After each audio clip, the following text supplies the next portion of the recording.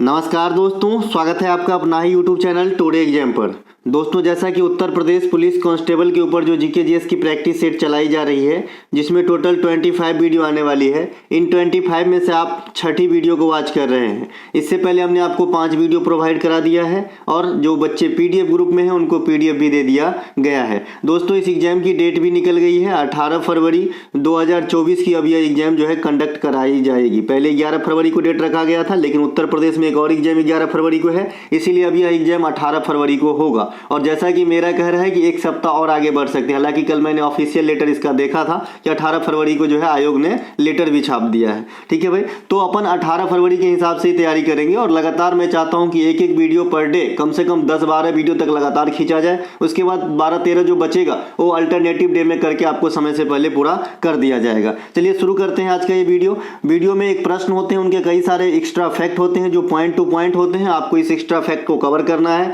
यह सिर्फ इस एग्जाम के लिए नहीं, आने वाले सभी एग्जाम के लिए आपके लिए उतनी ही लाभदायक होगी जितना हमने पास्ट से आपको जो है लाभ कराते आए हैं एग्जाम के अंदर अपने फैक्ट के माध्यम से। आप मुझे फैक्ट के लिए ही जानते हैं, ये मैं भी जानता हूं। चलिए शुरू करते हैं आज का ये वीडियो पहले प्रश्नों के साथ। पहला प्रश्न है, प्रमुख खाद्यान्न गेहूं में कौन सा अम्ल पाया जाता है? जो गेहूं होता है, सबसे पहले भारत में सबसे अधिक खाद्यान्न की कौन से खाद्यान्न की पैदावार होती है? तो आप कहोगे धान है ना, चावल भी कह दोगे क्योंकि धान से ही चावल बनती है भाई, शहरी लोग, है ना। और गेहूं जो है सेकेंड, गेहूं जो है दूसरा सबसे ज्यादा मतलब उत्पादित होते हैं इंडिया के अंदर। गेहूं रबी की फसल है, जबकि धान जो है आपका खरीफ की फसल है। तो यहाँ पे गेहूं में कौन सा अम्ल होगा? ग्लूटेरिक अम्ल होगा। उत्तर प्रदेश के मुख्य खाद्यान्न भी गेहूं ही है, तो ये बात भी ध्यान रखेंगे, गेहूं। ठीक है भाई, तो ग्लूटेरिक अम्ल आपका गेहूं में होता है। ऐसे प्रश्न आपके साइंस स्ट्रीम से पूछे जाते हैं। सरसों के तेल में कौन सा अम्ल होता है? इरोसिविक एसिड होते हैं सरसों के तेल में, मस्टर्ड ऑयल में। इनके अलावा सरसों भी आपका कौन सा फसल हो जाएगा भैया? रबी के फसल हो जाएंगे। चींटी तथा बिच्छू के डंक में कौन सा अम्ल होगा? फॉर्मिक अम्ल होगा। इसीलिए विषविषाता है जब काटता है आपका चींटी या बिच्छू तो थोड़ा हाई लेवल के हैं अधिकारी, चींटी काटता है तो थोड़ा देर होता है दर्द। खाने के रूप में इस्तेमाल की जाने वाली अम्ल एसिटिक अम्ल है, जो सिरके के रूप में हम इस्तेमाल करते हैं। चाइनीज वगैरह जब आप खाते हो तो उसमें डाला जाता है विनेगर। इनके अलावा दूध में लैक्टिक अम्ल पाया जाता है। लैक्टो शब्द मैंने बताया है कि दूध का रूट वर्ड है लैक्टोबैसिलस, दूध से दही जमने वाली बैक्टीरिया का नाम है। लैक्टिक अम्ल आपका जो है दूध में पाया जाता है। लैक्टोमीटर से दूध की शुद्धता मापी जाती है ना। इमली में टार्टेरिक अम्ल पाई जाती है। टमाटर में ऑक्जेलिक अम्ल पाई जाती है। ऑक्जेलिक अम्ल टमाटर के अलावा घास फूस में भी पाई जाती है, पालक के पत्तों में भी पाई जाती है। पालक के पत्तों में ऑक्जेलिक अम्ल, पालक की पत्ता भरपूर है विटामिन ए से भी, है ना। इनके अलावा अन्य घास फूस में ऑक्जेलिक अम्ल भी पाया जाता है, ध्यान रखेंगे। लेकिन एक बार पूछा गया कि घास या खरपतवार में कौन सा अम्ल पाया जाता है, ऑप्शन में ऑक्जेलिक अम्ल नहीं दिया गया था, तो उस कंडीशन में आपको बेंजोइक अम्ल को आंसर करके आगे निकलना है। ठीक है भाई। इसके अलावा एक क्वेश्चन आपने कई बार अटेंड किए होंगे कि खाद्य पदार्थ को संरक्षित रखने हेतु बेंजोइक एसिड का प्रयोग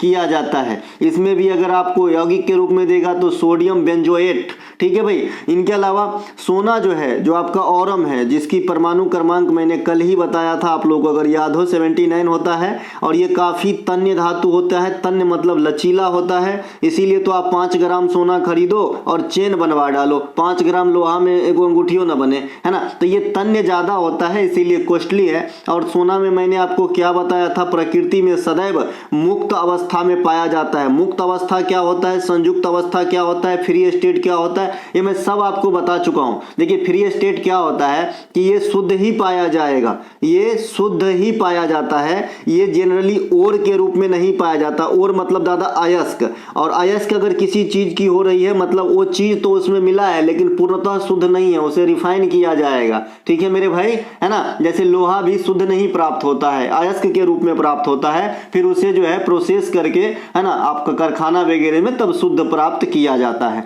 लेकिन सोना में ऐसा नहीं है, ये जहां मिलेगा आपको सीधे मिलेगा, आप सीधे ले जाके जो है सोनार की दुकान पे जा सकते हैं। ठीक है, तो ये जो सोना है ये एक्वारेजिया में घुलता है। एक्वारेजिया भी एक प्रकार का अम्ल है, इसे अम्लराज की नाम दिया गया है, अम्लराज, है ना।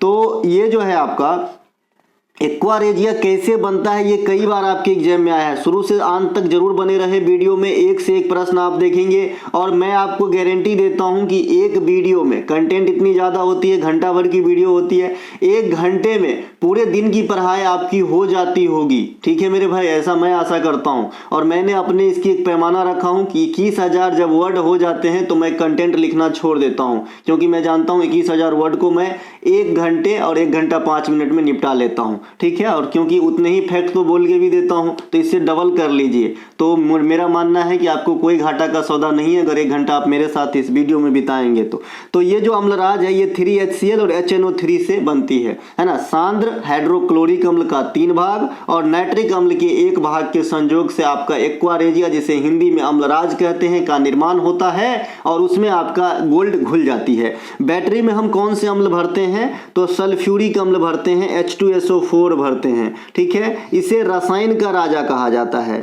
इसे रसायन का राजा कहा जाता है, किंग ऑफ केमिस्ट्री कहा जाता है आपको सल्फ्यूरिक अम्ल को। सेकेंडरी बैटरी में भरेंगे दादा, नहीं तो पेंसिल बैटरी में नहीं भर देना, है ना। पेंसिल बैटरी मतलब जो प्राथमिक सेल है, एक बार यूज करो फेंक दो, यूज एंड थ्रो है। लेकिन जो सेकेंडरी बैटरी होता है उसे चार्ज किया जाता है डिस्चार्ज होने के बाद, तो उसमें हम ये अम्ल का प्रयोग करते हैं। मानव के पेट में अम्ल निकलता है कौन सा, हाइड्रोक्लोरिक अम्ल निकलता है, HCl निकलता है, जो भोजन के माध्यम से जीवाणु जो पेट में प्रवेश कर जाते हैं तो उसको जो है निष्क्रिय करने के लिए यह अम्ल जिम्मेवार है, अहम योगदान निभाता है। ठीक है भाई, इसके अलावा भोजन को अम्लीय मोड में ले जाता है ताकि पचने में मदद हो, तो एक से अधिक काम है इनका। चलते हैं आगे। अगला है भारत में स्थलीय सीमा की समूची लंबाई क्या है। देखिए स्थलीय सीमा, तटीय लंबाई, ये सब अलग अलग चीज है, तो अलग अलग आप याद करें इसे। स्थलीय सीमा की टोटल लंबाई 15,200 किलोमीटर है। ठीक है ना, ये समूची लंबाई है। अगर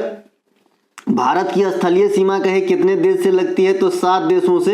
ये आपका बांग्लादेश, भूटान, नेपाल, पाकिस्तान, अफगानिस्तान, चीन और म्यांमार है। बाद में की मालदीव यहाँ पे है, श्रीलंका यहाँ पे है। अगर भारत की नक्शा में इस प्रकार से हम देखें तो ये जो है जलीय वाला हो जाएगा, यहाँ कोई स्थलीय सीमा इसका जो है नहीं लगता है भारत के साथ। ठीक है, यहीं पे सीमा रेखा की बात कर लेते हैं। बांग्लादेश में सबसे ज्यादा लंबा सीमा लगता है भारत का, 4,096 किलोमीटर की सीमा तय करती है। और सबसे छोटा सीमा अफगानिस्तान के साथ 108 या 106 किलोमीटर की सीमा जो है तय करते हैं अफगानिस्तान के साथ। तो ये बड़ा और छोटा हो गया, 7 से लगते हैं, टोटल लंबाई हो गई हमारी मतलब सीमा रेखा। सबसे लंबी सीमा बता दी है, सबसे छोटकू आपका अफगानिस्तान। जलीय बाउंड्री श्रीलंका के साथ बनती है, जो कौन से तय करते हैं तो मन्नार की खाड़ी। देखिए मन्नार की खाड़ी में डुगोंग संरक्षण केंद्र खोला गया है, ये अच्छा क्वेश्चन बनेगा। डुगोंग संरक्षण, डुगोंग को जो है समुद्री गाय भी कहा जाता है, डुगोंग को समुद्री गाय भी कहा जाता है, समुद्री गाय डुगोंग को। देखिए गेंडा के जैसा प्राणी होता है लेकिन शाकाहारी होता है, ये घास फूस पे डिपेंड होता है। ये मन्नार की खाड़ी में आपको मिलेंगे। इनके अलावा पाक जल डमरू मध्य, इनके द्वारा भी भारत और श्रीलंका और राम सेतु, इन सभी के द्वारा जो है सीमा तय होता है। भारत में कर्क रेखा कितने राज्यों से गुजरते हैं, 8 राज्यों से। आजकल एग्जामिनर का एक नया तरीका है क्वेश्चन पूछने का, आपको कर्क रेखा का क्रम पूछ देता है, पश्चिम से पूर्व, पूर्व से पश्चिम, और वो में लगातार नहीं देगा। जैसे मान लीजिए पश्चिम से पूर्व जा रहे हैं तो पहला लिख दिया, चौथा लिख दिया, अगर डायरेक्ट 7वां लिख दिया, अगर ऑप्शन में 3-3 का पेयर बनाया है तो आपको थोड़ा सा समझ डेवलप करना होगा। देखिए भैया नौकरी चाहिए ना, कंपटीशन बहुत है, हर साल आप समझ रहे हैं कि लाखों, कितने लाख जो है पास होके आ रहे हैं, तो वो भी आपके लाइन में ही लग रहे हैं, तो आप पहले से लगे हो, है ना। तो आपका क्या कर्तव्य बनता है कि उनसे समथिंग डिफरेंट किया जाए, जो मतलब जनरल वे में करता है, तभी मेरा जो है पार लगेगा। ठीक है, तो पढ़िए एकदम मन से, जब तक पढ़े एकदम मन से पढ़े, है ना। जब सोच ही लिए हैं कि भैया नौकरी लेना है तो इसमें दो मत क्या है ना, पढ़ने आए हो ना तो पढ़ो खूब बढ़िया, है ना। तो भैया ये 8 है, कौन कौन से हैं तो ये आपका गुजरात सबसे पश्चिम में, फिर राजस्थान, मध्य प्रदेश, छत्तीसगढ़, झारखंड, पश्चिम बंगाल, त्रिपुरा और एगो मिजोरम कहाँ छूट गया, यहाँ लिख लीजिएगा मिजोरम। ठीक है, यहाँ मिजोरम लिख लीजिएगा। तो ये जो है आपका 8 स्टेट है। अब इसमें से पूर्व से पश्चिम का है, पश्चिम से पूर्व का है। अगर आपको क्रम से याद है तो आप कैसे भी क्वेश्चन इस बीच से पूछेगा एकदम निकाल लोगे। और मैंने कहा कि 23.5 डिग्री नॉर्थ को कर्क रेखा कहा जाता है। और भारत में कर्क रेखा से एक और क्वेश्चन आता है कि कौन से नदी 2 बार इसे पार करता है, तो माही नदी पार करता है। ठीक है, तो ये सब ध्यान रखेंगे। इनके अलावा भारत की मानक समय कितने स्टेट से गुजरते हैं तो कहिएगा 5। ये कौन है अपना यूपी, एमपी, छत्तीसगढ़। तो ये तीनों तो एक ही जगह है तो आपको आराम से याद रहेगा। बाद बाकी कोस्टल में आएंगे तो उड़ीसा और आंध्र प्रदेश। तो ये जो 5 स्टेट है ये मानक समय को गुजरने देता है। ठीक है भाई, भारत का मानक समय क्या है 82.5 डिग्री। अच्छा ये कहाँ स्थित है, ये 82.5 डिग्री पूर्वी देशांतर पे भारत स्थित है ना। और भारत का समय जो है जीएमटी से ग्रीनविच मीन टाइम से अपना कितना आगा चलता है तो 5.5 घंटे चलते हैं आगे। ठीक है, 5.5 घंटे है ना, ग्रीनविच के अकॉर्डिंग अपना टाइम आगे है। और क्यों आगे है मैं बता दिया था कि भाई 1 डिग्री के डिफरेंस होने से 4 मिनट का गैप आता है, तो इसीलिए 82.5 डिग्री के डिफरेंस से 330 मिनट का गैप आएगा। इसीलिए ईस्ट में है तो बढ़ेगा, वेस्ट में रहता है ग्रीनविच के अकॉर्डिंग तो टाइम घटता है।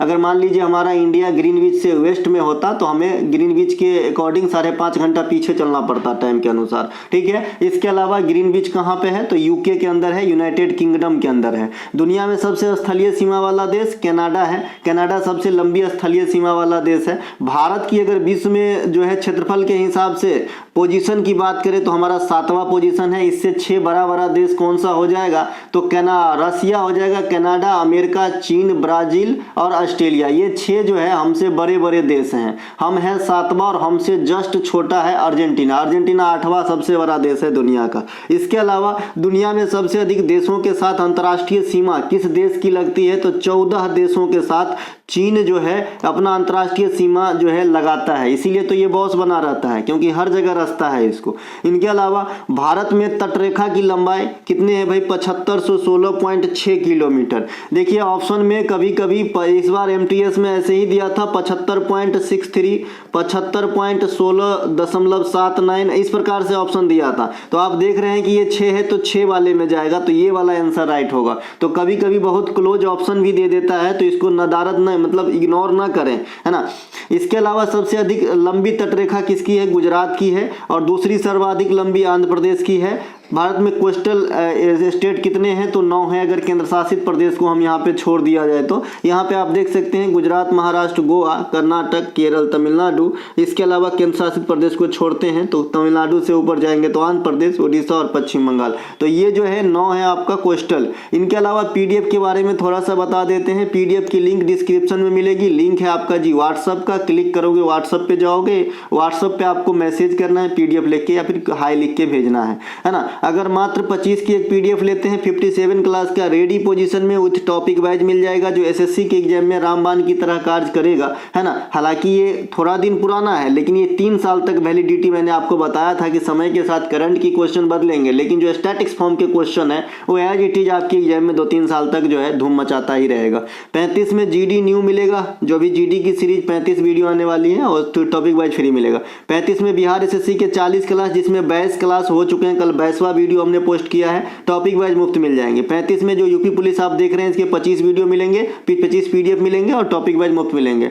60 लेते हैं तो जीडी बीएसएससी टॉपिक वाइज मिल जाएंगे। अगर कोई बच्चा 60 में जीडी और यूपी पुलिस यहाँ पे मर्ज करना चाहता है तो बीएसएससी की जगह पे यूपी पुलिस मिल जाएगा। जो यूपी से बिलोंग करते हैं, जो बिहार से हैं उनके लिए ये बता दूं आपको। इसके अलावा 70 लेते हैं जीडी मिल जाएगा। 57 क्लास मात्र 10 रुपया बढ़ाने से मिल जाएगा। इस बीएसएससी के जगह पे आप यूपीपी रख भी सकते हैं। तो जैसा आपका डिमांड है वैसा बात कीजिएगा, आपको जो है दे दिया जाएगा। क्योंकि ये पीडीएफ की कोई कॉस्ट नहीं लिया जा रहा है, आपके आत्मसम्मान की रक्षा की जा रही है कि 10, 20, 50 खर्च करने से आप जो है तत्पर होकर उस चीज़ को पढ़ोगे और इसकी बेनिफिट हमें 1.5 से 2 साल में बहुत देखने को मिला है। एक छोटा सा चैनल से आप यकीन तो नहीं करोगे इस बात पे, लेकिन जितना मुझे पर्सनल व्हाट्सएप पे मतलब रिजल्ट की कमेंट आए तो कम से कम 1.5 साल के दरमियान मुझे 500 से ज़्यादा रिजल्ट आए हैं। ठीक है भाई, ये बात मैं आपको जब चाहो तब प्रूव करवा सकता हूँ। ऐसी बात नहीं है कि हवा में कोई बात करता हूँ, लेकिन ये चीज़ अभी लोग नहीं मानेंगे क्योंकि 500 रिजल्ट लाने के लिए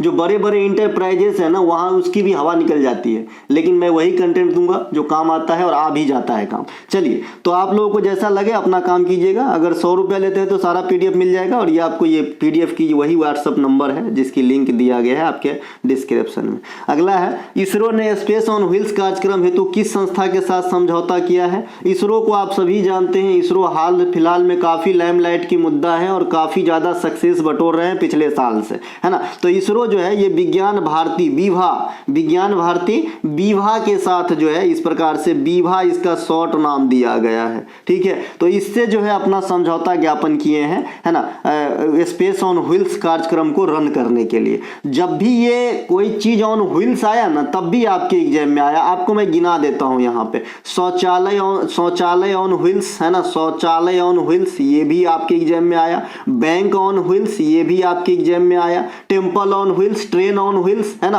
होटल ऑन व्हील्स, अब तो होटल ऑन व्हील्स चल रहा है भाई, ट्रेन में आपकी जगह पे खाना मिल जाएगी, है ना। तो ये सब जो है ना ये आपके एग्जाम में आने वाली है, ठीक है। तो ये तो इसरो है, तो ये क्यों नहीं आएगा। इसरो की स्थापना 15 अगस्त 1969 का हुआ। इसे ही एक और संस्था है DRDO, इसकी स्थापना 1 जनवरी 1958 को हुआ है। तो दोनों को जरूर ध्यान रखें, है ना। DRDO में वर्तमान जो चीफ हैं वो कामत साहब हैं, समीर बी कामत, और इसरो में जो वर्तमान चीफ हैं वो सोमनाथ साहब हैं। तो दोनों को ध्यान रखिएगा। इनके अलावा जो इसरो की स्थापना हुई इसको थोड़ा अच्छे से रिलेट करेंगे, क्योंकि यहाँ से क्वेश्चन काफी घुस के भी पूछता है। इसरो की स्थापना 15 अगस्त 1969 को तत्कालीन prime minister Indira Gandhi madam के समय में चतुर्थ पंचवर्षीय योजना के दौरान किया गया था। इसका मुख्यालय जो है बेंगलुरु में है। वर्तमान चीफ सोमनाथ साहब हैं। इनके अलावा इसरो ने चंद्रयान फर्स्ट को 2008 में, हालांकि सफल नहीं हुए, 2019 में आधा अधूरा सफल हुए, और 2023 में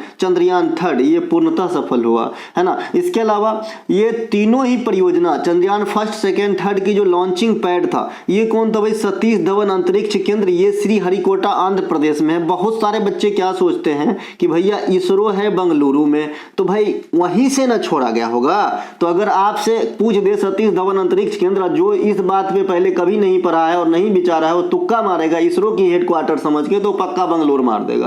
तो ये आंध्र प्रदेश में है, ध्यान रखिए। इसरो 2024 में पहला मानव सहित यान जो है गगनयान को लॉन्च करेगा। अभी किया नहीं है, ये इनकी मानव वाला परियोजना होगा, क्योंकि आज तक मानव को नहीं भेजा इन्होंने। इनके अलावा इसरो शुक्र ग्रह के लिए एक मिशन चला रहे हैं, शुक्रयान प्रथम, तो ये भी ध्यान रखेंगे। मंगलयान तो आप जानते ही 2000 के नोट पे था, और 2000 के नोट आप कहाँ चलेगी मुझे दिख नहीं रहा, आप लोग बताइएगा कहीं मिलेगा तो।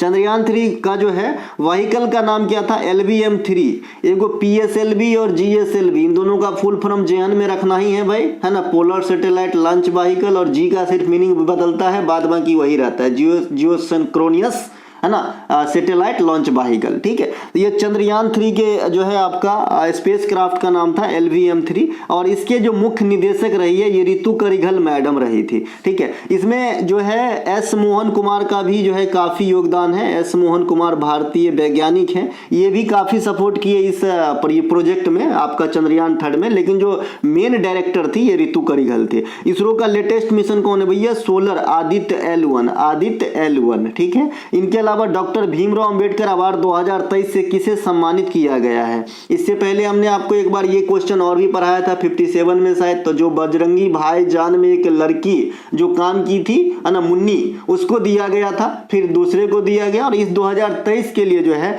योगी आदित्यनाथ साहब को दिया गया है। योगी आदित्यनाथ साहब कौन है आप सभी जानते हैं, बाबा गोरखनाथ की जय। इसके अलावा लता दीनानाथ मंगेशकर पुरस्कार 2023 में आशा भोसले को जो सम्मानित किया गया है। लता मंगेशकर के जो है बहन ही है। नेताजी सुभाष चंद्र बोस आपदा प्रबंधन पुरस्कार 2023 उड़ीसा राज्य के आपदा प्रबंधन विभाग और मिजोरम के लुंगलई फायर स्टेशन को दिया गया है। दादा साहब फाल्के पुरस्कार लेटेस्ट वहीदा रहमान को दिया गया है।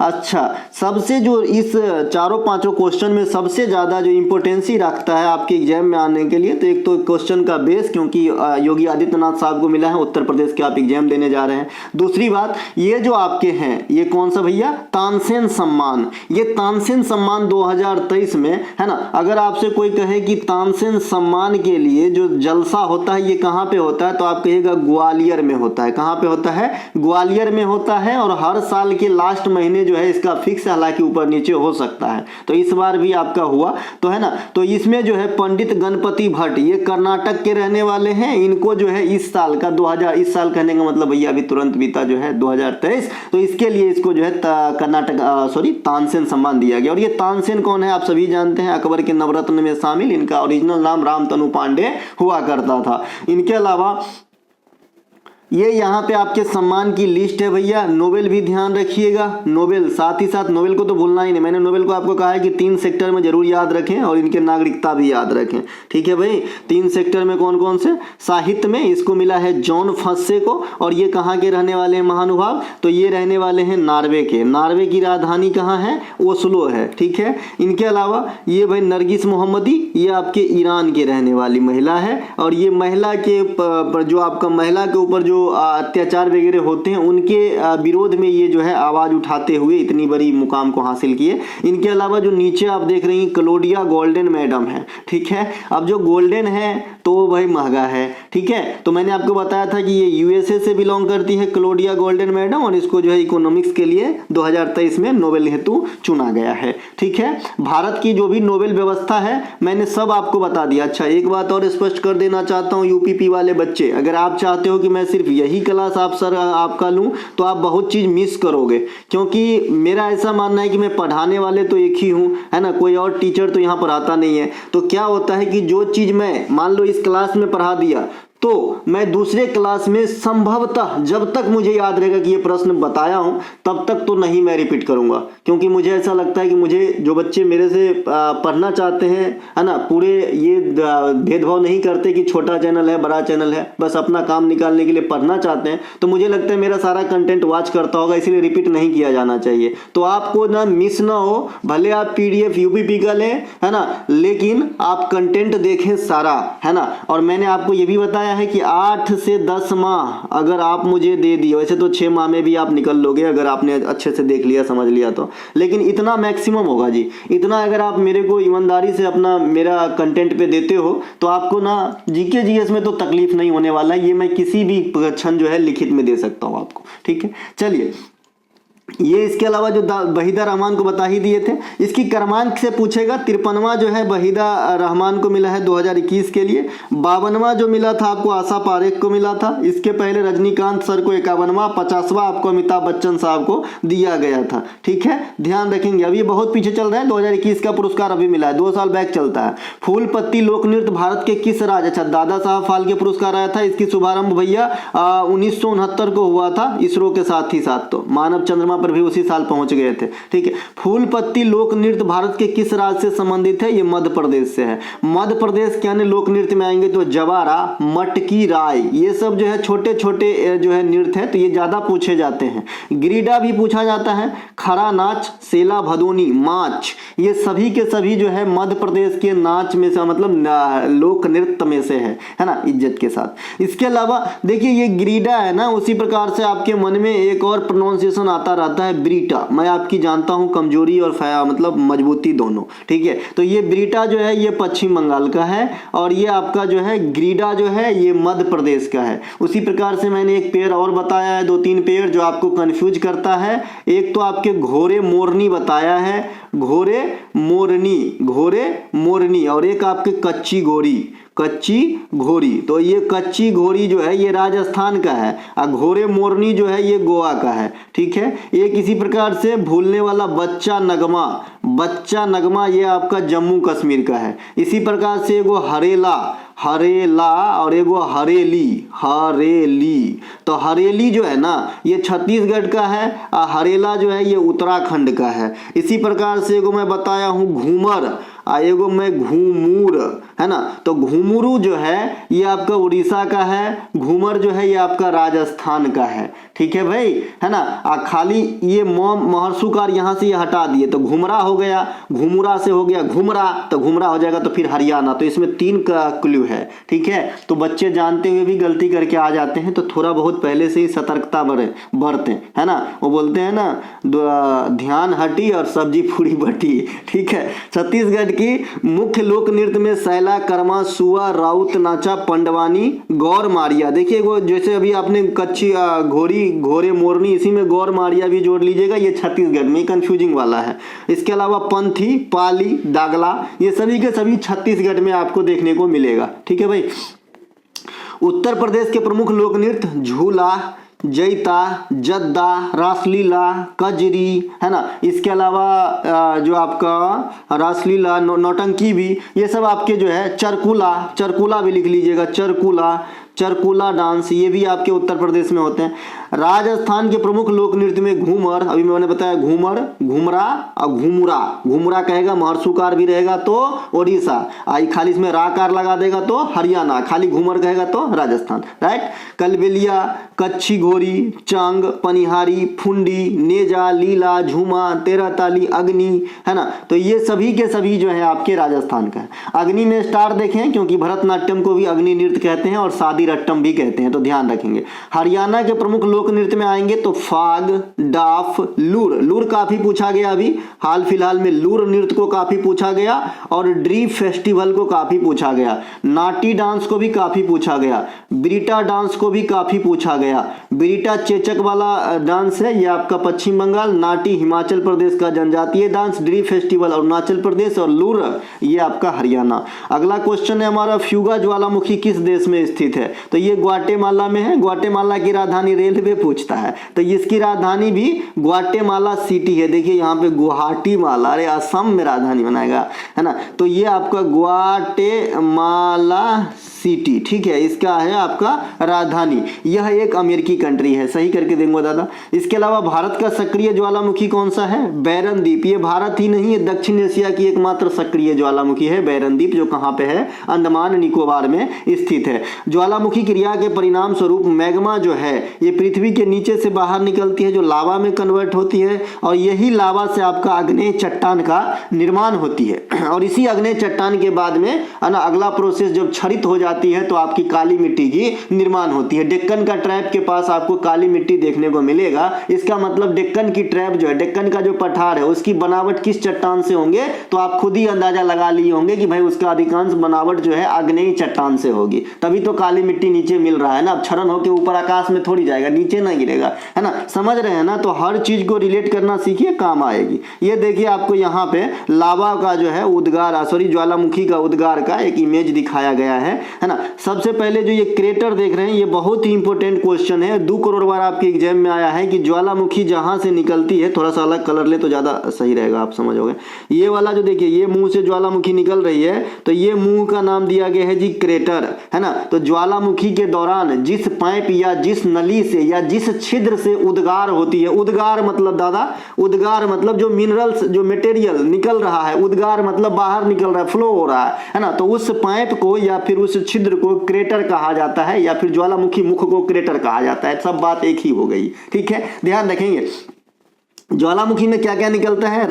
राख निकलता है, लावा निकलता है। इसके अलावा आपका लावा निकलता नहीं, लावा जमता है। ये पहले ऐसे होगा, फिर ऐसे ऐसे पाटना स्टार्ट हो जाता है। ये जो आप काला कलर का देख रहे हैं ना, ये निकल के जो है वहीं पे जमा होते होते पसर रहा है, ठीक है भाई। तो इस प्रकार से, ठीक है। तो ये लावा आपका जब तक ये नीचे था तब तक ये मैग्मा चैम्बर है। यही मैग्मा चैम्बर इस पाइप से बाहर आया तो अपने साथ राख भी लाया, फिर ऊपर आ गया तो इसे लावा कहते हैं, है ना। तो इस प्रकार से ध्यान रखेंगे, ठीक है। तो ये आपका इसमें ध्यान रखने के लिए है कि जब तक नीचे रहे द्रवीभूत सेल तब तक वो मैग्मा है, ऊपर आया तो लावा है, लावा के क्षरण से लावा के जमने से आग्नेय चट्टान, आग्नेय चट्टान के क्षरण से काली मिट्टी, और इसके मुख को कहते हैं क्रेटर। ये ज्वालामुखी से इतना ध्यान रखना है। भारत के प्रसिद्ध अलंकरण भारत रत्न में निम्नलिखित में से किसका अंकन नहीं होता है? आपके सामने ये क्वेश्चन है कि भारत रत्न अगर आपको मिलेगा तो वाला जो आपका पीपल के पत्ता पे जो अलंकरण है भारत रत्न का, उसमें कौन सा चीज का अंकन नहीं होगा? कौन सा चीज आप नहीं पाओगे वहां पे, ठीक है। ऑप्शन है सूर्य की आकृति, ये तो रहेंगे, है ना। सत्यमेव जयते का अंकन, ये भी रहते हैं। अशोक चक्र, ये तो फिक्स है। वंदे मातरम का अंकन उस पार्टिकुलर जो आपका अवार्ड वाला पत्र होता है उस पर नहीं रहता है। तो ऑप्शन नंबर डी यहाँ पे राइट आंसर हो जाएगा। भारत रत्न की शुरुआत 1954 ईस्वी में करी गई थी। प्रथम विजेता एस राधा कृष्णन साहब, सर्वपल्ली राधाकृष्णन साहब, हमारे देश के पहले वाइस प्रेसिडेंट। साथ ही साथ इन्हीं के जन्मदिन पे हम जो है प्रति वर्ष 5 सितंबर को टीचर्स डे सेलिब्रेट करते हैं। एक वर्ष में मैक्सिमम कितने आदमी को भारत रत्न? तो 3 आदमी को ही भारत रत्न दिया जा सकता है ना। भारत रत्न की पुरस्कार कौन देता है और कब देता है? तो गणतंत्र दिवस के अवसर पे राष्ट्रपति के द्वारा दिया जाता है ना। देश का सर्वोच्च सम्मान देश के सर्वोच्च नागरिक के द्वारा दिया जाएगा ना भाई, नहीं तो गरिमा की हास होगी। तो ये राष्ट्रपति के द्वारा, ठीक है। और किस अवसर पे? गणतंत्र दिवस के अवसर पे। इनके अलावा 15 अगस्त अगस्त के अवसर पे प्रधानमंत्री ध्वजारोहण करते हैं? ये दिल्ली की बात हो रही है। ये क्वेश्चन कई दफा आपके एग्जाम में पूछे गए हैं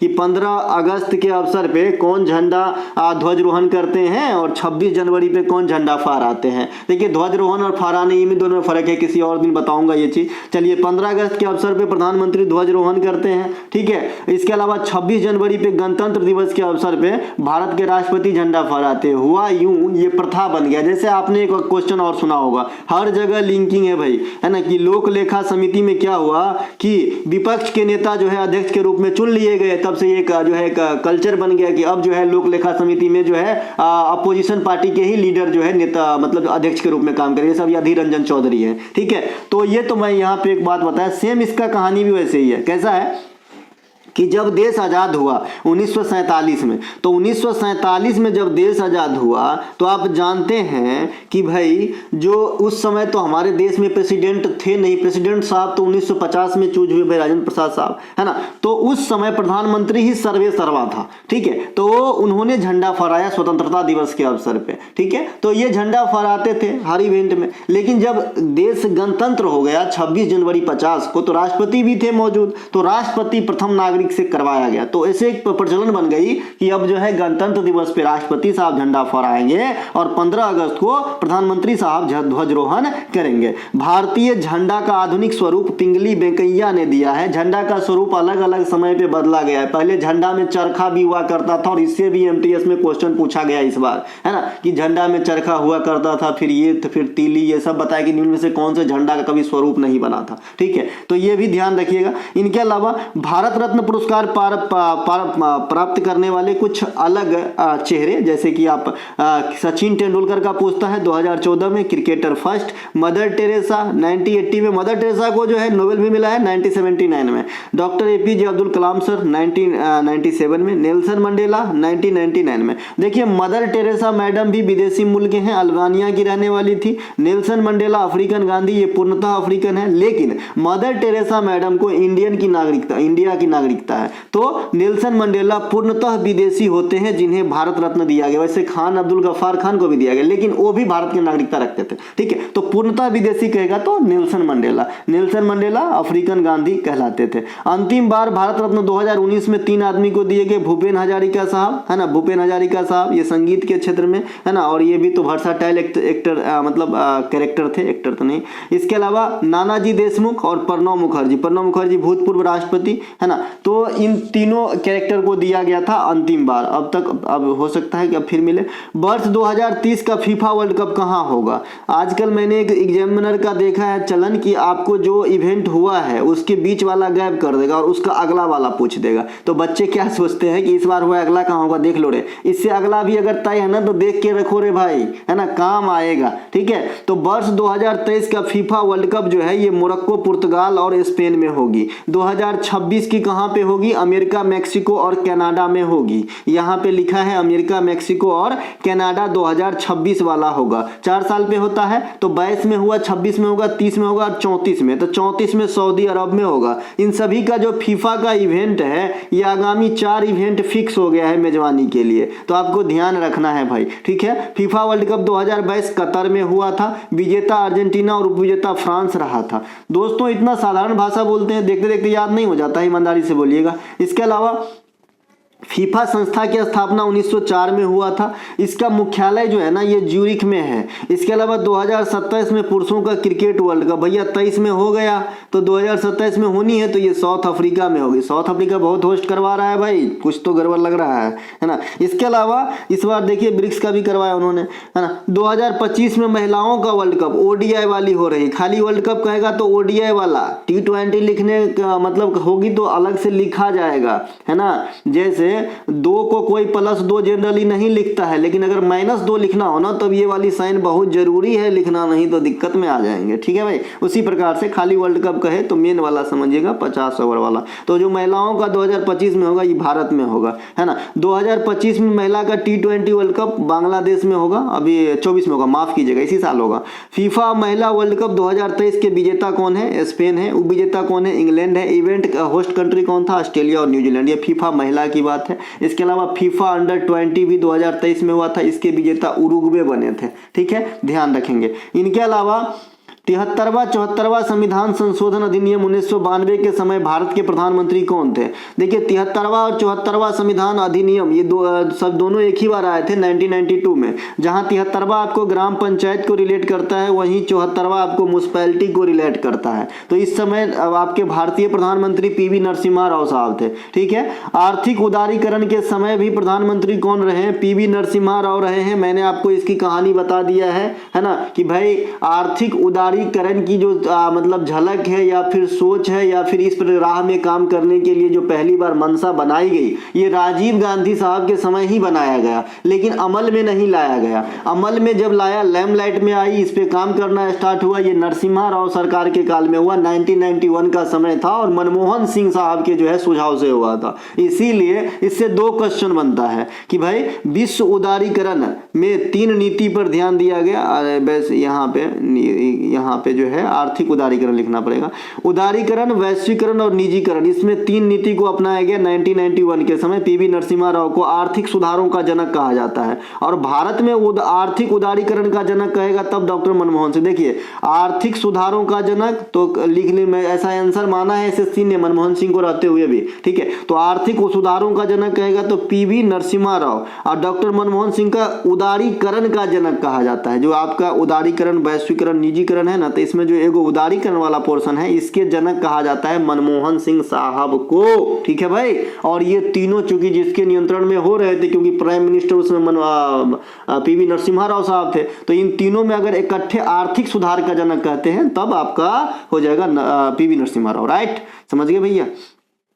इसके अलावा आप जानते हैं मनमोहन सिंह साहब काफ़ी ज़्यादा एजुकेटेड पर्सन है भाई, पर्सन है। 73वां संविधान संशोधन अधिनियम ग्राम पंचायत से संबंधित है। 24 अप्रैल 1993 को यह अधिनियम लागू होता है, इसीलिए हम 24 अप्रैल को पंचायती राज दिवस के रूप में मनाते हैं। इसके अलावा भारत में पंचायती व्यवस्था की शुरुआत 1959 में हुआ था, राजस्थान के नागौर से हुआ था। जवाहरलाल नेहरू इनके बहुत ज़्यादा फेवर में थे पंचायत के, तो ये बात भी ध्यान रखेंगे। पंचायती व्यवस्था से संबंधित समिति बलवंत मेहता समिति, अशोक मेहता समिति, सादिक अली समिति, ये सब भी ध्यान रखेंगे, सिंघवी समिति। इसके अलावा जवाहरलाल नेहरू का नाम आया है। जवाहरलाल नेहरू ने इंडिया में PSU कंपनी को आधुनिक भारत का मंदिर कहा था। यह भी क्वेश्चन पहले पूछा जाता था। पब्लिक सेक्टर अंडरटेकिंग वाली जो कंपनी होती है। भारत में पंचायती व्यवस्था में संबंधित अनुच्छेद 40 है, जिसमें एक साधारण वे में पंचायतों के गठन से बात करी गई है, जो DPSP के अंतर्गत आ जाएगा, जो गांधीवादी के अंतर्गत आएगा। देखिए DPSP के अंदर भी 3 कैडर में विभाजित किया गया है, गांधीवादी, समाजवादी और उदार बौद्धिक। तो ये गांधीवादी नियम में आ जाएगा आपका DPSP के अंदर, आपका आर्टिकल 40 है ना। जब पंचायती राज व्यवस्था जो है, पंचायती राज व्यवस्था, नगर निगम और आपका सहकारी समिति, इन तीनों की विस्तृत जानकारी आपको आर्टिकल 243 में मिलेगा। टॉपिक वाइज वीडियो के प्लेलिस्ट में जाइए, इसके ऊपर मैं अलग से वीडियो बना दिया हूं, वहां से सब 5-10 मिनट में वॉच कर लीजिए। यहां से आते दिन में क्वेश्चन आता रहता है। ठीक है, इनके अलावा भारत में स्थानीय स्वशासन के जनक लॉर्ड रिपन को कहा जाता है। स्थानीय स्वशासन मतलब, स्थानीय मतलब जगह पर, ठीक है, और स्वशासन मतलब खुद के शासन, तो यही ग्राम पंचायत को या स्थानीय स्वशासन जैसे आप समझ सकते हो। ठीक है, तो इसके जनक किसे कहा जाता है भैया? लॉर्ड रिपन को। लॉर्ड कहना तो चलिए। पंचायत तथा नगर पालिका का चुनाव कौन करवाते हैं? तो राज्य के जो चुनाव आयोग होते हैं, जो उनके खुद का होता है वो करते हैं। बाद बाकी जो भी चुनाव होते हैं विधानसभा का राज्य में, वो कौन करवाता है भैया? तो केंद्र के चुनाव आयोग करवाते हैं। जैसे अभी आपने देखा है कि छत्तीसगढ़ वगैरह, तेलंगाना वगैरह में जो चुनाव हुआ, कौन करवाया भाई? है ना, मध्य प्रदेश, राजस्थान में भी हुआ, तो ये आपका करवाया भैया कौन? चुनाव आयोग, केंद्रीय चुनाव आयोग, भारत निर्वाचन आयोग, भारत सरकार। इसके अलावा पंचायत में सदस्यता हेतु आपकी उम्र कितनी होनी चाहिए? 21 वर्ष। भारत में जो है संवैधानिक भाग 9 पंचायत को रिलेट करता है। अनुसूची 11, अनुसूची 11 में पंचायत से संबंधित कितने विषय को रखे गए हैं? तो बताइएगा 29। इसके अलावा 74वां संविधान संशोधन 1992 में आया था, नगर नियोजन से संबंधित है, और ये नगर पालिका कहिए, नगर नियोजन कहिए। संविधान के भाग 9 का जो ए है ना, ये आपका नगर पालिका से है, और 12वीं अनुसूची भी नगर पालिका से है। 12वीं अनुसूची में 18 मदों को शामिल किया गया। अभी आपने देखा कि पंचायत वाला में 29 मद था। इसके अलावा देवधर ट्रॉफी 2023 के विजेता कौन है? ये फॉर्मेट की क्रिकेट टूर्नामेंट है इंडिया का, देवधर ट्रॉफी।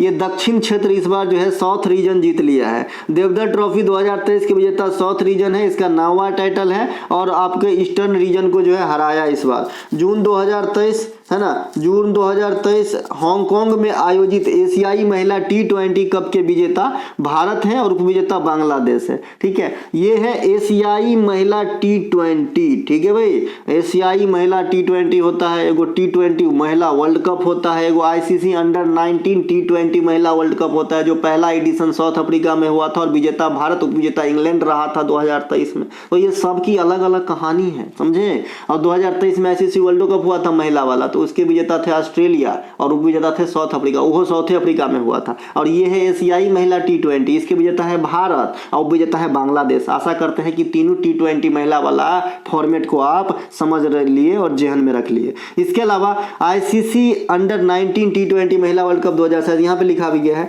भारत विजेता है, इंग्लैंड उपविजेता है, होस्ट कंट्री साउथ अफ्रीका है और ये फर्स्ट एडिशन था। इसके अलावा एशियाई जूनियर महिला हॉकी वर्ल्ड कप 2023 के विजेता ये आपका जो है कौन है भाई, भारत है और उपविजेता कौन है, साउथ कोरिया। और ये मैच कहाँ पे हुआ है, जापान में हुआ है। एक सेकेंड, हाँ कहाँ थे, तो ये कहाँ थे, तो ये मैच कहाँ पे हुआ, साउथ कोरिया में हुआ था। एशियाई जूनियर महिला हॉकी चैंपियन वर्ल्ड कप 2023, विजेता रहा था भारत, उपविजेता रहा था साउथ कोरिया और ये मैच हुआ था जापान में। ठीक है, ICC वर्ल्ड कप 2023 के विजेता ऑस्ट्रेलिया हैं, उपविजेता है भारत और ये मैच फुल्ली भारत में ही हुआ था।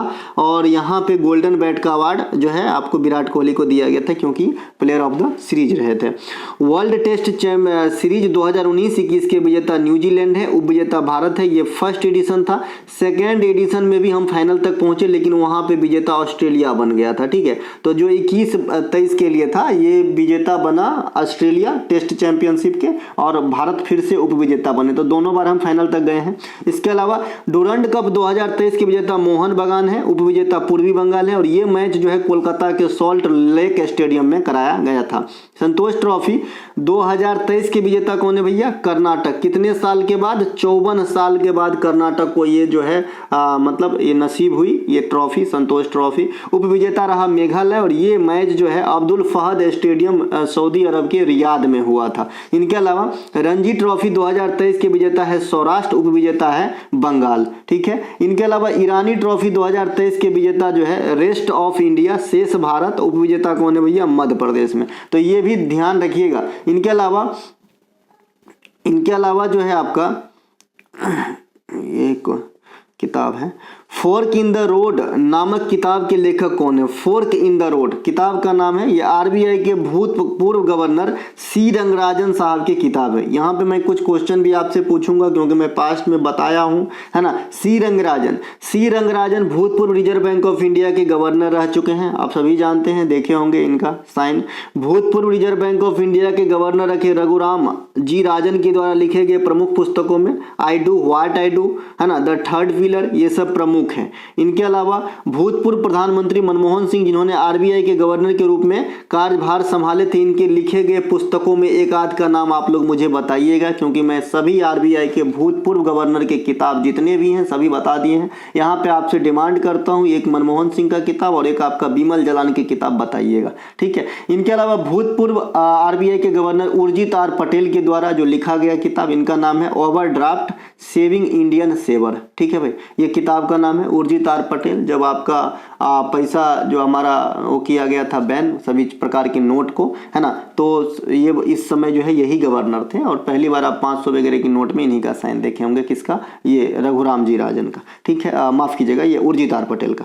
गोवा को एक केंद्र शासित प्रदेश के रूप में दर्जा कब दिया गया था? देखिए गोवा की इतिहास लंबी चौड़ी है, गोवा को, है ना, कि गोवा जो है सबसे लास्ट में पुर्तगाली के चंगुल से 1961 में हम इसे जो है रिलीज करवा पाए थे। इसके बाद हम इसे पहले यूटी का दर्जा दिए थे एक संवैधानिक संशोधन के द्वारा, फिर हम इसे 1987 में, है ना, पूर्णतः राज्य का दर्जा दिया था। तो गोवा को जो है 3 स्टेप में हम जानेंगे, तो आइए गोवा को समझते हैं। 12वां संवैधानिक संशोधन 1962 के द्वारा गोवा को एक यूटी बनाया गया पहली बार, कि पुर्तगाली से छुड़ा के पहले कुछ हो तो बना दो, नहीं तो कोई भी कब्जा कर लेगा, है ना। तो इसीलिए झटपट एकदम उसी साल, अगले साल यानी 61 में छुड़ाया, 62 में वो 12वां संविधान संशोधन होता है और इसके तहत जो है गोवा को और दमन और दीव को, दोनों को जो है यूटी का दर्जा दे दिया गया। तो दमन और दीव अभी तक यूटी है और गोवा जो है पूर्ण राज्य की दर्जा प्राप्त कर लिया कब?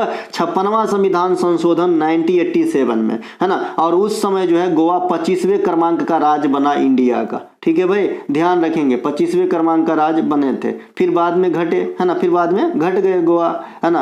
गोवा बने, सही है, एक समय 25, 26, 27, हाँ ठीक है 25 बने। फिर 3 गो राज्य और बना हमारा, कौन, छत्तीसगढ़, झारखंड और आपका जो है उत्तराखंड। फिर बना तेलंगाना, तो तेलंगाना 29वां राज्य बना था इंडिया का, लेकिन जम्मू कश्मीर जब हट गया, यूटी बन गया, तो फिर से हमें 28 राज्य है इंडिया में। तो ये सब थोड़ा चेन जो है ना ध्यान रखिएगा, लैंग्वेज में पूछेगा तेलंगाना भारत का कैमा राज्य बना, तो 28वां नहीं मारिएगा, 29वां, ठीक है, लेकिन है अभी 28 राज्य, ठीक है भाई। इसके अलावा 12वां संविधान संशोधन के द्वारा ही गोवा के साथ साथ दमन और दीव को भी यूटी बनाया गया था, है ना। इसके अलावा गोवा के वर्तमान मुख्यमंत्री प्रमोद सावंत थे, और पहले मुख्यमंत्री कौन बने थे जब गोवा का निर्माण हुआ था 1987 में, तो प्रताप सिंह राणे। इसके अलावा गोवा में कौन सी भाषा, तो कोंकणी भाषा। मनोहर पारिकर हवाई अड्डा कहाँ पे है, तो ये भी गोवा के अंदर स्थित है। किस राज्य सरकार ने ट्रांसजेंडर समुदाय को ओबीसी का दर्जा दिया है, तो ये मध्य प्रदेश सरकार ने ट्रांसजेंडर समुदाय को अब, है ना, अन्य पिछड़ा वर्ग यानी ओबीसी, अदर बैकवर्ड कास्ट का दर्जा दे दिया है। मध्य प्रदेश बच्चों के लिए बजट की राशि अलग से तय करना या आवंटित करने वाला भारत का पहला प्रदेश है। इसके अलावा झारखंड में भी ना ट्रांसजेंडर समुदाय के जो लोग हैं, ना सिर्फ इनको दर्जा दिया गया, है ना सिर्फ इसको दर्जा दिया गया, बाद बाकी इनके लिए एक योजना चलाया गया जिसका नाम है मुख्यमंत्री राज्य सामाजिक सुरक्षा पेंशन योजना। इस योजना में ट्रांसजेंडर समुदाय जो भी इन क्राइटेरिया को फॉलो करेगा उनको प्रति माह 1000 रुपये की जो है रकम सरकार के यानी झारखंड सरकार की तरफ से दी जाएगी। झारखंड में वर्तमान मुख्यमंत्री कौन है, हेमंत सोरेन, जो झामुमो झारखंड मुक्ति मोर्चा पार्टी से है, शिबू सोरेन के जो है फैमिली। इनके अलावा प्रथम जातिगत जनगणना करने वाला राज्य बिहार बना है, ये आप सभी जानते ही होंगे। इनके अलावा कार्टिजेना प्रोटोकॉल का संबंध किससे है, जैव विविधता से है। यह प्रोटोकॉल 11 सितंबर 2003 से प्रभावी हुआ। प्रत्येक वर्ष हम जैव विविधता दिवस 22 मई को मनाते हैं, ये आपसे मैंने पूछा भी था कल या परसों। पेरिस सम्मेलन 2015 का संबंध जलवायु परिवर्तन से है। हेलेंसिकी सम्मेलन 1974 का संबंध समुद्री पर्यावरण से है। मॉन्ट्रियल प्रोटोकॉल 1987 का संबंध ओजोन परत से है। अंतर्राष्ट्रीय मानव पर्यावरण सम्मेलन स्टॉकहोम में जो हुआ था, इसका जो है ना यहीं से आपका पर्यावरण दिवस मनाए जाने की बात करी गई थी। और 1987 में जो मॉन्ट्रियल वाला हुआ है, यहीं से आप ओजोन संरक्षण को प्रोटेक्ट करने के लिए 16 सितंबर को जो है ओजोन संरक्षण दिवस के रूप में मनाते हो। कोप 28 का बैठक अभी संयुक्त अरब अमीरात में हुआ था, तो ये बात भी ध्यान रखना है। आप लोगों से क्वेश्चन है, ग्रीन मफलर का संबंध किससे है, ग्रीन मफलर का संबंध किससे है बताइएगा जरा। इसके अलावा भारत में हाइड्रोजन से संचालित कार सबसे पहले किस कंपनी के द्वारा बनाया गया, तो हाइड्रोजन से संचालित कार सबसे पहले टोयोटा के द्वारा बनाया गया। भारत में हाइड्रोजन से संचालित पहले कार का नाम जो है टोयोटा मिराई दिया गया, और इसकी जो लॉन्च है ये किसके द्वारा किया गया, नितिन गडकरी जो कैबिनेट मिनिस्टर है इनके द्वारा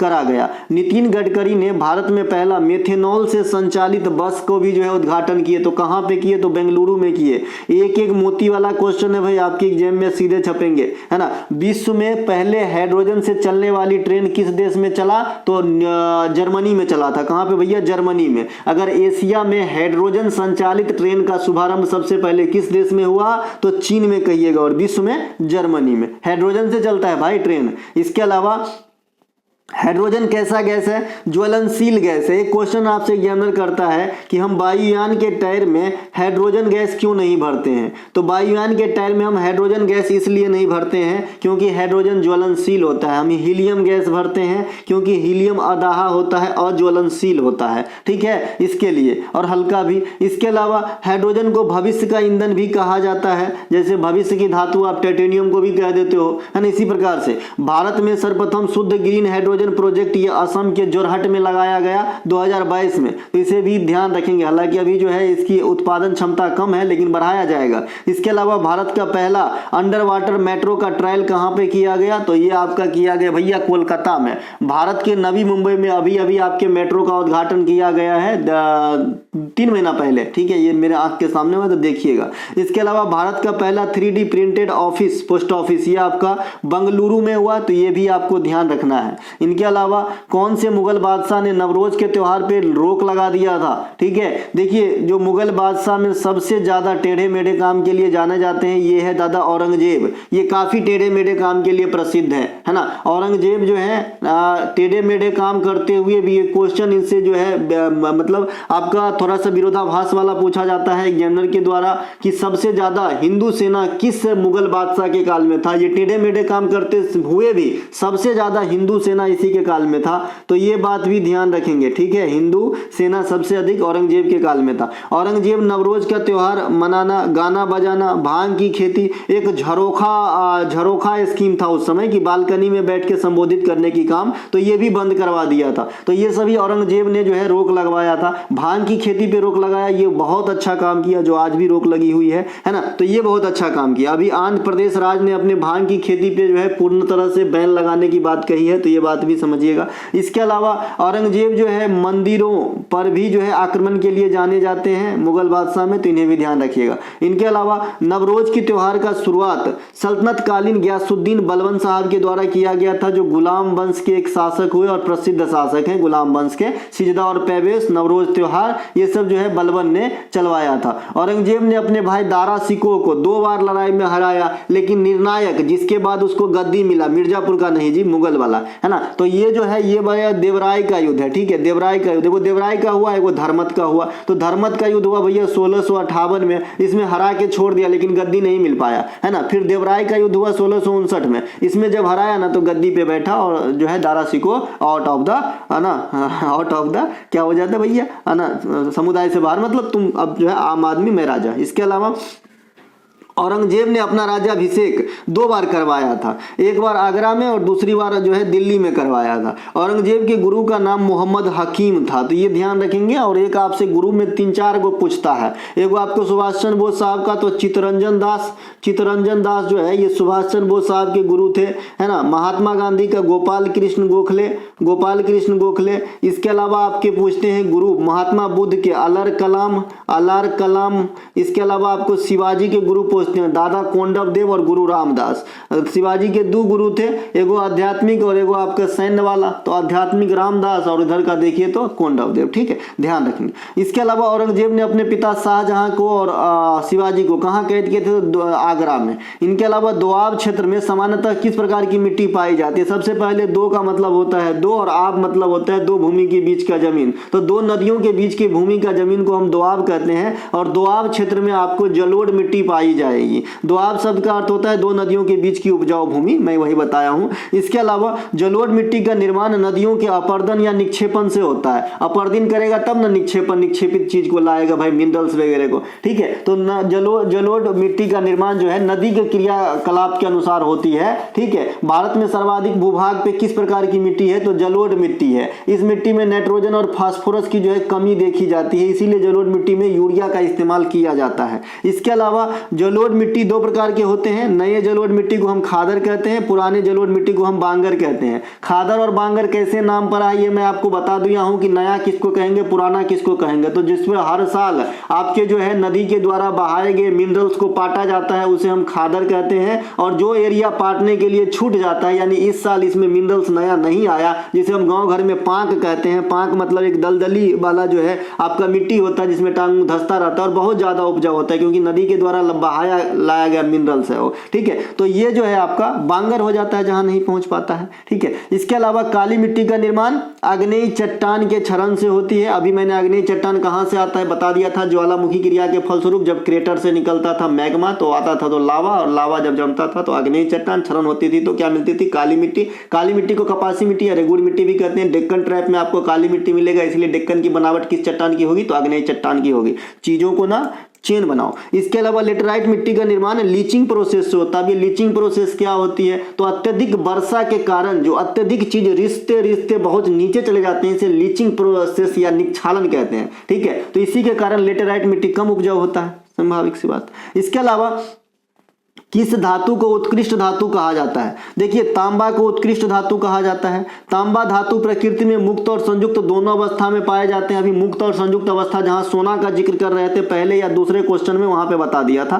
तांबा को उत्कृष्ट धातु कहा जाता है। इसके लवण का कलर क्या होता है भैया? नीला होता है। ये 2 करोड़ बार आपके एग्जाम में आया है। लोग तांबा को देखते हैं ना, है ना, कि भाई जो है लाल दिख रहा है, सुनहरा लाल, तो इसके लाल मार दो। लाल मत मारना, लवण का रंग जो है नीला होगा। एक क्वेश्चन आपके लिए और, क्योंकि मैंने आपको जिस दिन यस्दीकरण, है ना, कि लोहा पर जिंक का प्लेट चढ़ाया जाता है या फिर कलर किया जाता है आपको जंग धब्बों से बचने के लिए, तो लोहा पे जो जंग बना होता है, फेरस ऑक्साइड होता है, उसी दिन मैंने आपको ये भी बताया था कि तांबा के बर्तन या प्लेट में जो हरे रंग की परत चढ़ जाती है नमी के संपर्क में आने से, तो वो हरा रंग का चीज क्या होता है, आप लोग से यहाँ पे डिमांड है। आप लोगों से मैंने अभी 2 क्वेश्चन पूछा है, ठीक है। एक तो मैं आपका किताब पूछा था किनका भैया, एक किताब पूछा था बिमल जालान साहब का और एक इसका, ठीक है। इसके अलावा मानव में सबसे पहले तांबा का ही प्रयोग किया, ये बात भी ध्यान रखेंगे। इनके अलावा वर्तमान में भारत में मध्य प्रदेश राज्य तांबा के उत्खनन करने में सबसे अग्रणी है। वैसे राजस्थान के खेतरी में भी तांबा का खदान प्रमुख है। तांबा का निष्कर्षण,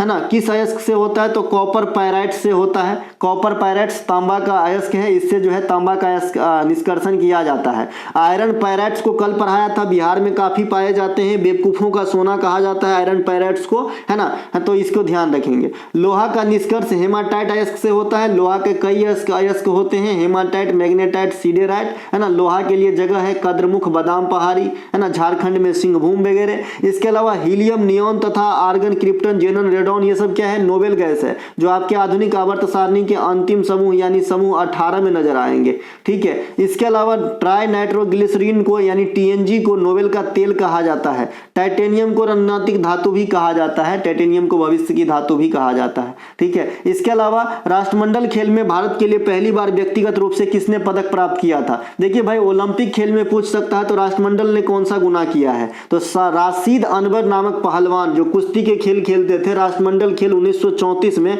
जो आपका इंग्लैंड में हुआ था, पहली बार भारत के लिए कांस्य पदक प्राप्त किया था। VVI करके रखेंगे, जहां तक मेरा दिमाग सोच रहा है एग्जामिनर भी सोचेगा, ठीक है। राष्ट्रमंडल खेल की शुरुआत 1923 हिमिल्टन कनाडा में हुआ था। इस खेल के लिए ना पहले ब्रिटिश एम्पायर गेम के नाम से जाना जाता था, ठीक है। भारत में इस खेल 1914 इवेंट जो आपका 1914 बोल दिया, माफ कीजिएगा, 1934 के इवेंट जो इंग्लैंड में कराया गया था, यानी सेकेंड राष्ट्रमंडल खेल, वहां से भाग लेना स्टार्ट किया था। राशिद अनवर नामक कुश्ती के खिलाड़ी पहली बार ब्रॉन्ज मेडल प्राप्त कर भारत के लिए पहला मेडल सिक्योर किए थे, ठीक है। इनके अलावा राष्ट्रमंडल खेल में भारत के लिए पहली बार गोल्ड जीतने का कारनामा जो है, मिल्खा सिंह को सभी जानते हैं, the race of my life इनके किताब का नाम है, ये जरूर याद रखेंगे, the race of my life. ये मिल्खा सिंह की पुस्तक है, काफी बार पूछे गए हैं। तो राष्ट्रमंडल खेल में भारत के लिए पहली बार सोना जीतने का कारनामा मिल्खा सिंह साहब के। राष्ट्रमंडल खेल में सबसे अधिक सफल एथलीट जो है जसपाल सिंह राणा, है ना। जसपाल सिंह राणा 15 पदक अब तक प्राप्त किए, जिसमें 9 तो खाली गोल्ड है जी,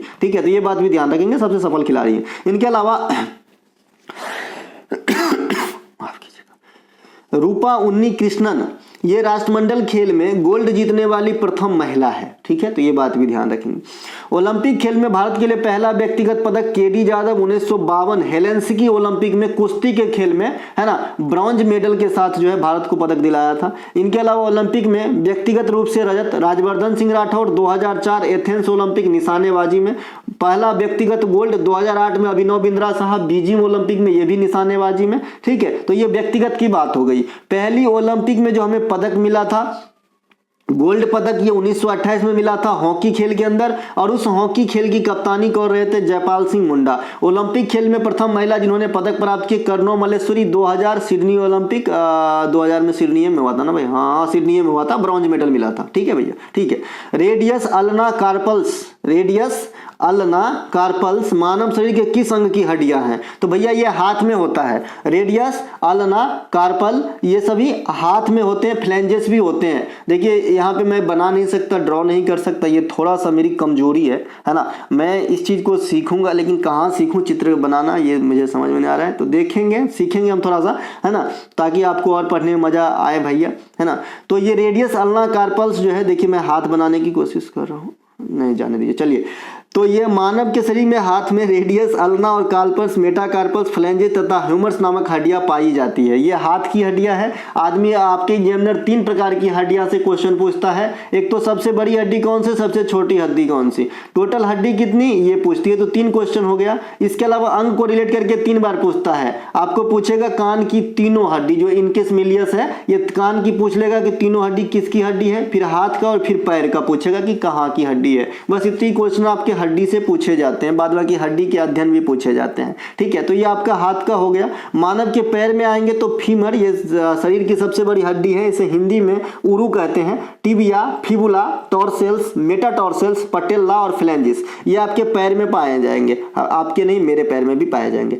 एक मनुष्य के कुल 206 हड्डियां होती है, नवजात में ज्यादा भी होता है। 12 जोड़ी पसली, 24 होता है। 46 क्रोमोसोम यानी 23 जोड़ी क्रोमोसोम होता है। इसके डिसऑर्डर से मैंने कल बताया था, पटाव सिंड्रोम है ना, टर्नर सिंड्रोम, कई सारे बीमारी होते हैं। 639 मांसपेशियां होती है। मांसपेशियां की संख्या कहीं कहीं आपको 642 भी देगा, 640 भी देगा। गारंटी है 639 से 642 के बीच में जो ऑप्शन रहेगा उसके आंसर करके आइएगा। ठीक है, अब किस किताब की जो मुझे सबसे अच्छा किताब लगता है उसकी बात मानते हैं हम, जहां से मैं पढ़ा हूं। इसके अलावा मानव शरीर की सबसे बड़ी फीमर या उरु तथा सबसे छोटी हड्डी स्टेपिस है, इसे भी ध्यान रखेंगे। मानव की हड्डियां इनकस, मेलियस, स्टेपिस, ये कान की 3 ही हड्डी होती है। 3 दूना के 6 हड्डी कान में, 2 कान में। इनके अलावा हड्डियों की बनावट ट्राई कैल्शियम फास्फेट से बनी होती है, इसीलिए कैल्शियम की कमी से हड्डी कमजोर हो जाती है। आइसलैंड की राजधानी कहाँ है भाई, रेक्याविक है। आइसलैंड की मुद्रा क्या है, क्रोना है। ग्रीनलैंड की राजधानी है नुक, मुद्रा क्या है, डेनिश क्रोना है। यह दुनिया के सबसे बड़े द्वीपीय देश है।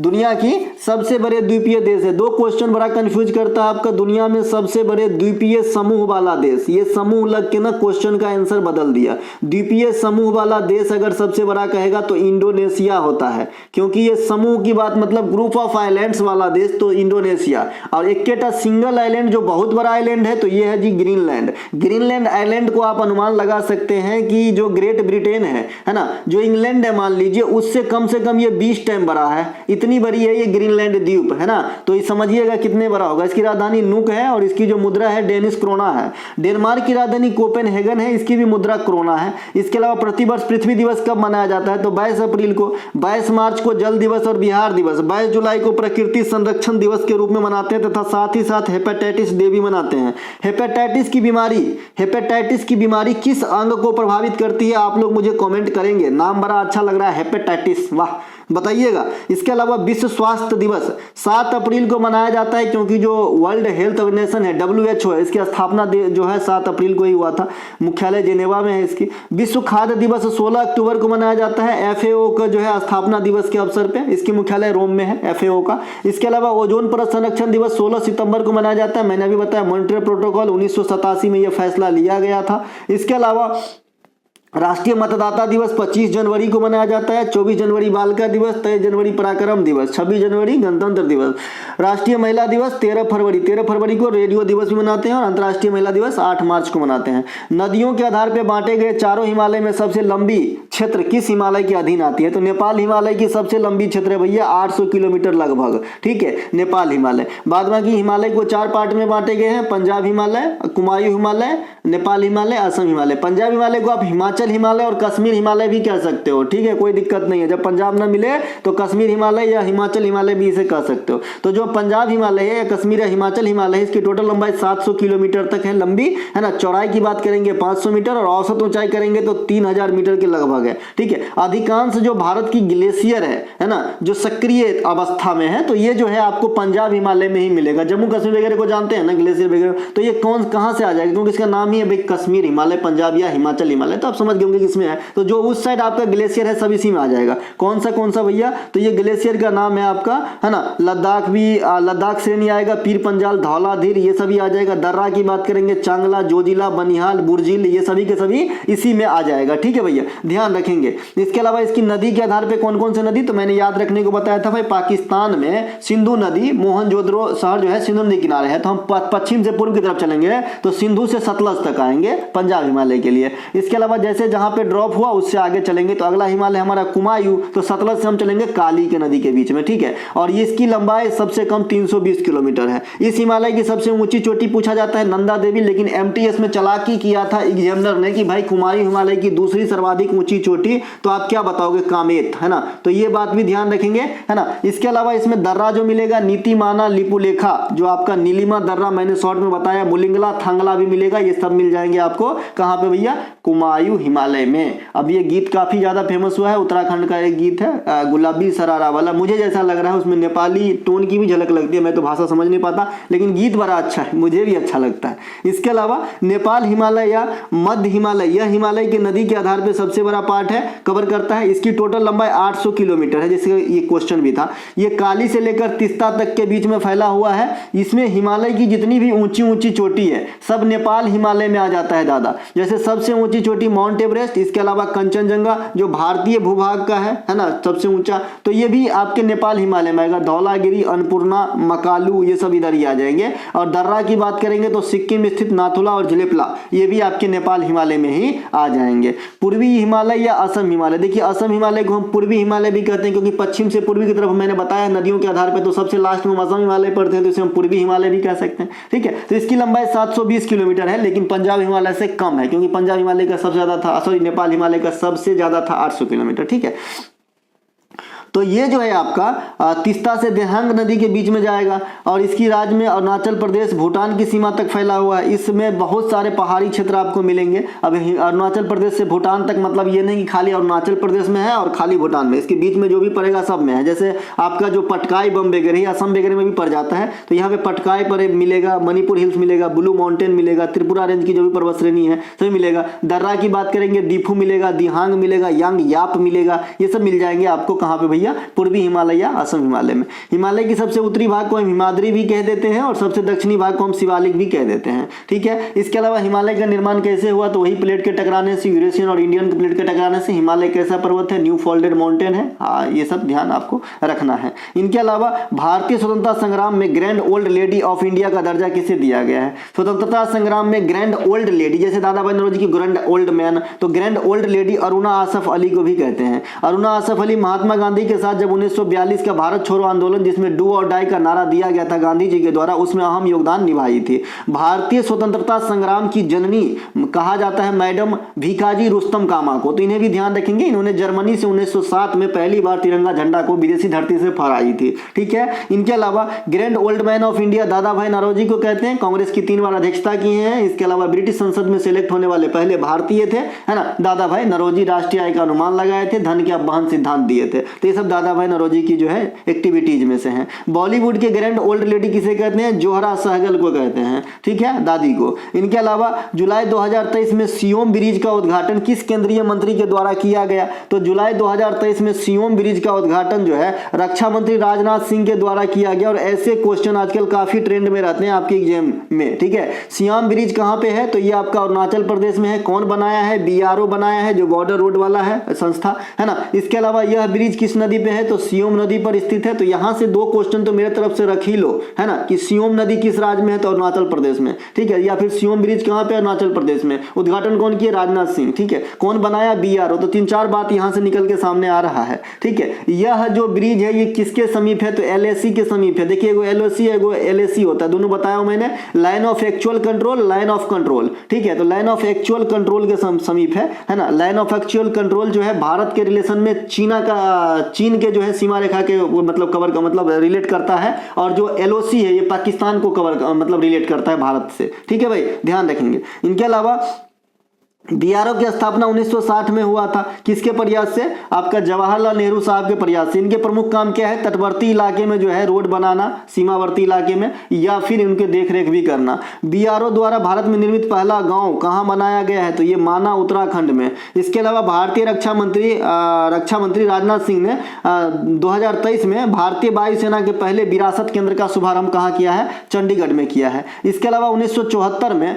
Royal Albert hall United kingdom kingdom में परफॉर्म करने वाली भारतीय महिला कौन थी। अब सबसे पहले क्वेश्चन आता है रॉयल अल्बर्ट हॉल कहाँ है, तो ये आपका यूके में है, इंग्लैंड में है। तो लता मंगेशकर जी जो है यहाँ पे जाके अपनी गायन प्रस्तुति दी थी 1974 में। लता मंगेशकर बहुमुखी गायिकाओं में के शुमार थी, आप सभी जानते हैं, हमारे बीच नहीं रही 1929 में जब ऑस्कर अवार्ड की शुरुआत हुई। हर चीज के पीछे एक कारण होता है मेरे ख्याल में। देखिए ऑस्कर अवार्ड सिनेमा के क्षेत्र में सबसे बड़ी अवार्ड है और 1929 में इस अवार्ड की भी शुरुआत होती है और साथ ही साथ इस अवार्ड के होल्ड करने लायक कैरेक्टर का भी जन्म इस दुनिया में हुआ था, लता मंगेशकर। ठीक है, 2022 में इनकी मृत्यु हो गई थी। लता मंगेशकर को क्वीन ऑफ मेलोडी कहा जाता है और जिनकी पहली गाना जो थी ये मराठी भाषा में थी। लगभग 36 भाषा में इन्होंने गीत को गाई है ना, और लगभग 5000 से अधिक गीतों में अपनी जो है स्वर दी। तो ये बात भी ध्यान रखेंगे। इनके अलावा लता मंगेशकर पुरस्कार मध्य प्रदेश की सरकार देती है, इसे जरूर ध्यान रखिएगा। क्योंकि क्या होता है ना कि बच्चे को जब भी पूछेगा लता मंगेशकर पुरस्कार, एगो दो पुरस्कार है, देखिए वो लता दीनानाथ मंगेशकर पुरस्कार है, एगो सिर्फ लता मंगेशकर पुरस्कार है। तो लता मंगेशकर पुरस्कार एमपी के सरकार देते हैं, न कि महाराष्ट्र। ठीक है भाई, क्यों? क्योंकि बच्चे को क्या लगता है कि फिल्म इंडस्ट्री जो है मुंबई में है तो लता मंगेशकर पुरस्कार वहीं देते होंगे, ऐसा नहीं। लता मंगेशकर पुरस्कार एमपी के सरकार देते हैं। ठीक है भाई, ध्यान रखें। इसके अलावा लता मंगेशकर को 1989 में दादा साहब फाल्के पुरस्कार दिया गया था, जो भारतीय स्तर पर सिनेमा के क्षेत्र में सबसे बड़े पुरस्कार हैं। और 2001 में इन्हें बिस्मिल्लाह खां के साथ भारत रत्न भी दिया गया था। 1953 में महारानी एलिजाबेथ की जो ताजपोशी हुई थी, ये बहुत बार पूछा गया एसएससी ने, है ना। तो यहाँ पे जो है कुमारी कमला जो आपके भरतनाट्यम से ताल्लुक रखती थी, साथ ही साथ अभिनेत्री भी थी, तो इनको जो है इन्वाइट किए थे। इनके अलावा जो महारानी एलिजाबेथ है, इनकी भी मृत्यु हो गई थी 2022 में। इनके अलावा संयुक्त राष्ट्र महासभा की पहली अध्यक्ष जो बनने वाली महिला है भारतीय, ये विजया लक्ष्मी पंडित मैडम थी। तो दोस्तों ये थे आज की प्रैक्टिस सेट का वीडियो। अगर आपको अच्छा लगा हो तो लाइक करेंगे। अगर आपको पीडीएफ के संबंधित कोई भी जानकारी चाहिए, लिंक इन डिस्क्रिप्शन क्लिक करें और व्हाट्सएप मैसेज करें। मिलेंगे हम अगले वीडियो में। जय हिंद दोस्तों।